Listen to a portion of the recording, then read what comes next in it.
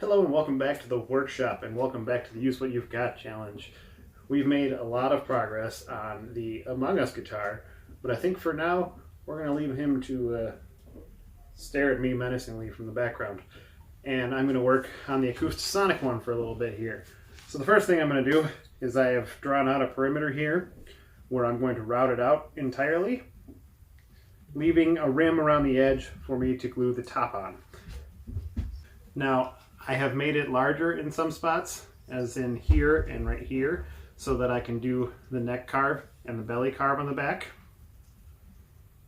So I want to make sure to leave enough material on the inside here. I'm going to still try and taper it a little bit so that I'm still hogging out as much of the material as possible.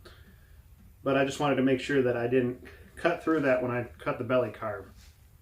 And I'm also wondering about the arm relief carve, so I may leave some of that material here too so that I can do that one as well.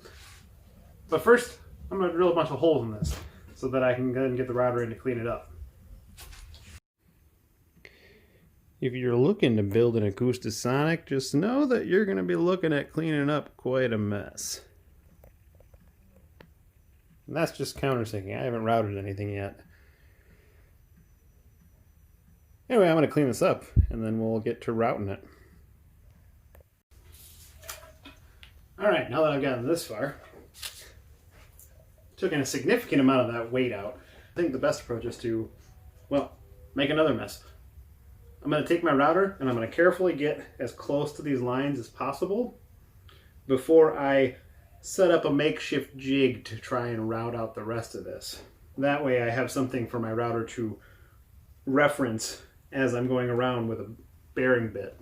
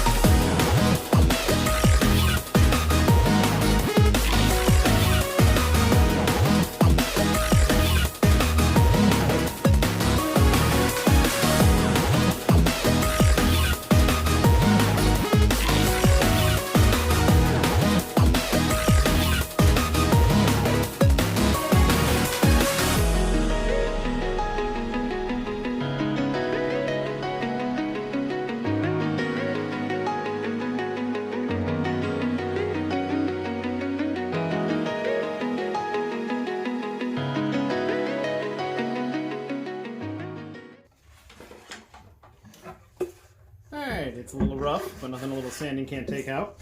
I've got it down to about 1/4 of an inch, or about 4 or 5 millimeters. I think that'll give me plenty of room to wrap it in so I can put a back plate on here. I think that's looking pretty good.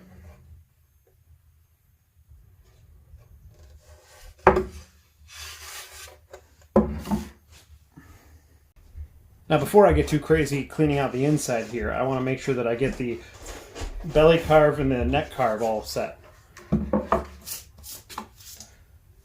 So now we're going to turn to our good old angle grinder.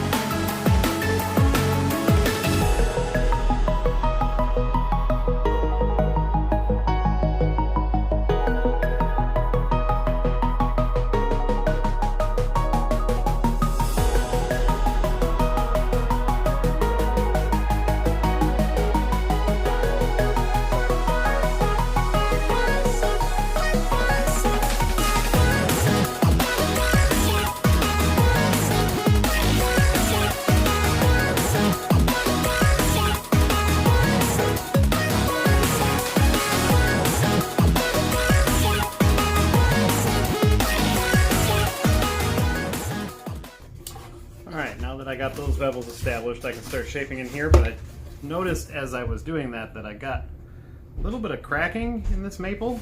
So I'm going to go ahead and inject that with glue and see if I can't get most of that to close up. I figure at this point in time it is a good time to get my control cavity all squared away. So I've roughly drawn in where I want to cut that. I'm just going to make it a nice round shape, and I'm actually going to overhang the entire edge, giving myself more room to mount to on this side here. So I'm just going to drill holes through, and then I'm just going to take a hand scroll saw and cut it, because this body is thin enough where I can get away with that.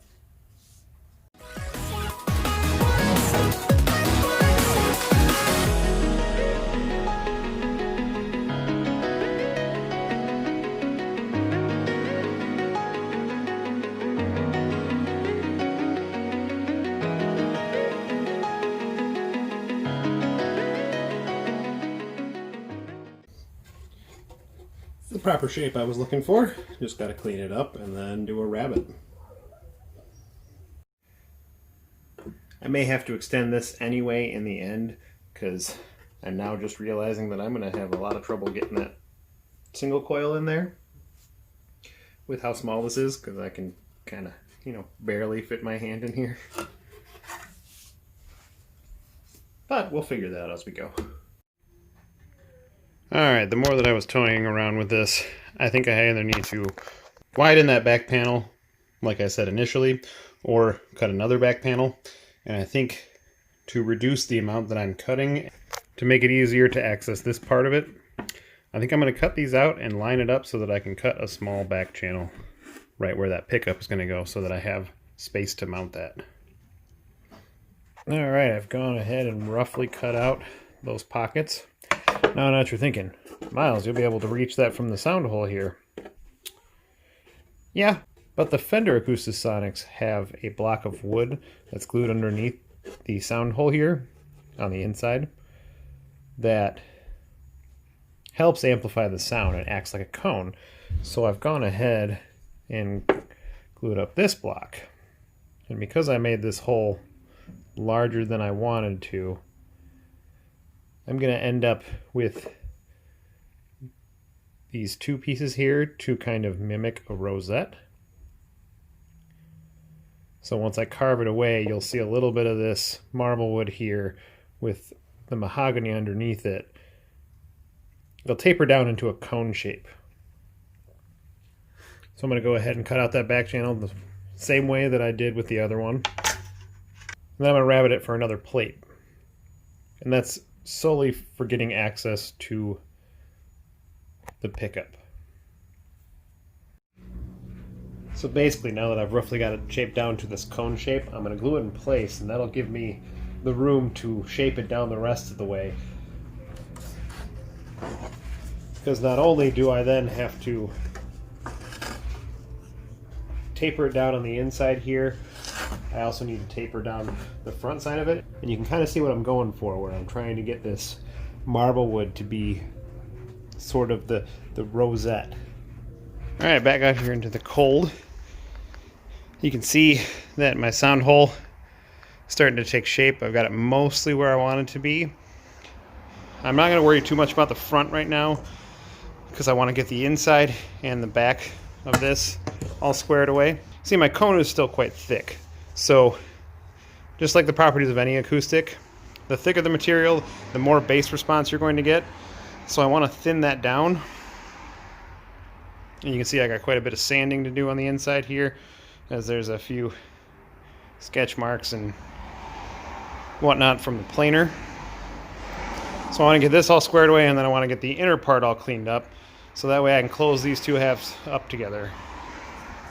So I want to take my angle grinder here with some sanding discs and my Arbortech to clean out all the inner parts of this and thin out that cone before I do some final sanding on the inside here. I also want to try to thin up this pot right here, as it's still pretty thick from where I got the carve going. So I won't bore you too much of that, so we'll come back when that's all done. So basically this is an electric, but I'm going to treat it just like any other acoustic. So I'm going to add some bracing in here and a back plate for the bridge, which I also cut out while I was in the middle of sanding. I think that sapwood will match the fretboard very nicely. So this just needs to be shaped and carved down, and then I need to extend the pinholes, do a whole bunch of shaping on that. But for now I'm going to glue these in place, and then I can carve them down to size from there. As you can see, I've gone ahead and I've put the bracing on, and I've got that cone all sorted out. So I just got a little bit more sanding to do before I'm going to glue these two parts together. You can see I cleaned out this part too. But before that, because I want to avoid any drilling after the fact, I'm going to go ahead and drill out the holes for the electronics. That way, if I need to alter them later, I don't have to do as much work on it, and it reduces the chance of messing anything up on the inside. I want to make sure the inside is as clean as possible before I glue these two pieces together, because once I glue it together, I'm not going to be able to get to all these parts. You can tell in this instance I went with the same control layout as I did with my great guitar buildoff guitar. So I'm just going to go ahead and take my Dremel router here and route out the space for the 5-way selector.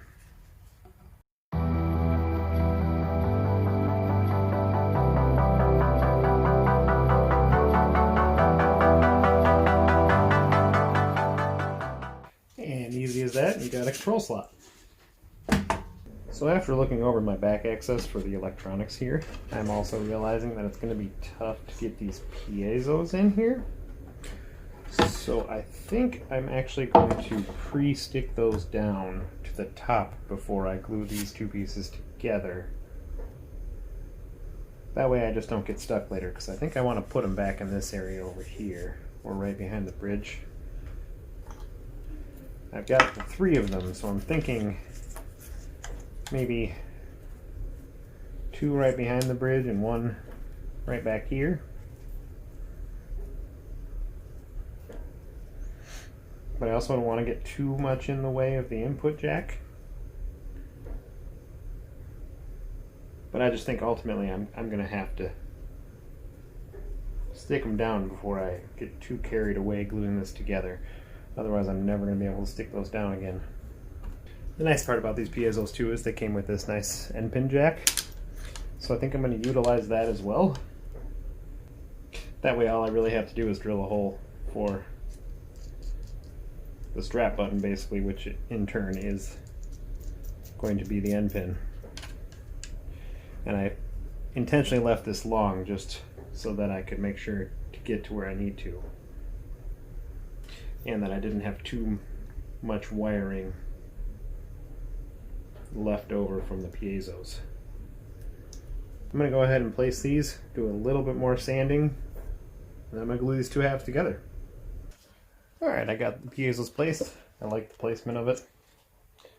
I'm going to close this up. Alright, we're going to leave that to dry, and then we can go ahead and start shaping the rest of it. Now that I've got the top glued on, it's starting to look more and more like a guitar. Now obviously I've got some shaping to do on the sides here to get it down to the final dimensions. So I'm going to run this out into the cold and do some sanding. Don't worry, you can stay in here where it's warm. And then all that's really left is final sanding and getting all the dimensions down. And drilling the end pin jack. Then we can start working on the shape of the necks and the fretboards and start playing with some color. Got an interesting idea for this one. It was cold out there. I know we skipped around a lot on this one, but we have made some really good headway. Now that I've gotten this far, all that really is left is do a whole bunch of sanding. As you can see, the edges are still rough, but they are mostly down to shape where I need to be. So I think we're going to leave this episode here. In between, I'm going to do a whole bunch of sanding to prep this and to prep this one here. And then we can do some dyeing. Now, I've got some interesting inlays that I want to use for the Acoustasonic particularly, and I'm going to do a burst finish to match that one. I don't want to make it a teaser, so I'm not going to tell you right now, but I think in the next one I'll have these bad boys prepped up and sanded down so that we can start doing the dyed finish on it. And I think it's only adequate that we also work on the bridge, because I want to mask off the area that the bridge is going for this, because I want to be able to make sure that it still adheres to it. And I want to sort out the necks for these. Now, first and foremost with the necks, I want to make sure to get the inlays in the fretboard. For this guy, I think we're just going to do standard dot inlays. I may do something interesting with the design of where the dots go. Haven't quite figured that out solely yet. I do know what I'm going to do for the inlays on this one, but we'll get to that when I get to that. Don't forget, this is still an ongoing challenge, so if you want to join, feel free. It's a use what you've got challenge. Just make sure to put that tag in there and the other hashtag lockdown guitar 2020. And don't forget to check out the other guys down below. I've got a whole list of them in the description. Every one of them is doing some interesting stuff. With that, don't forget to like, comment, and subscribe, and we'll see you in the next one.